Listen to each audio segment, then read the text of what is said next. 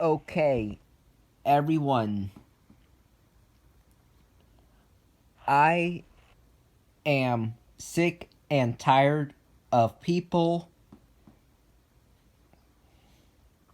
thinking that it is okay to mess with fire alarms in public buildings.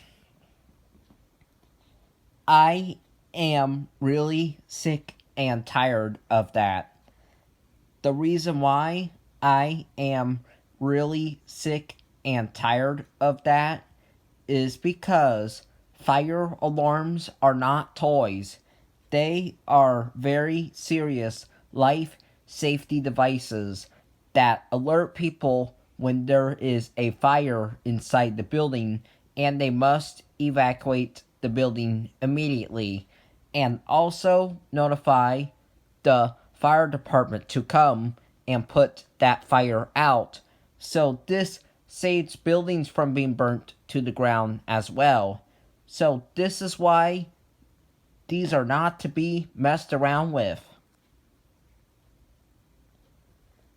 And if you mess around with fire alarms, you will get into serious trouble, you will get fined, and you will get arrested by the police for public endangerment and tampering with life safety equipment.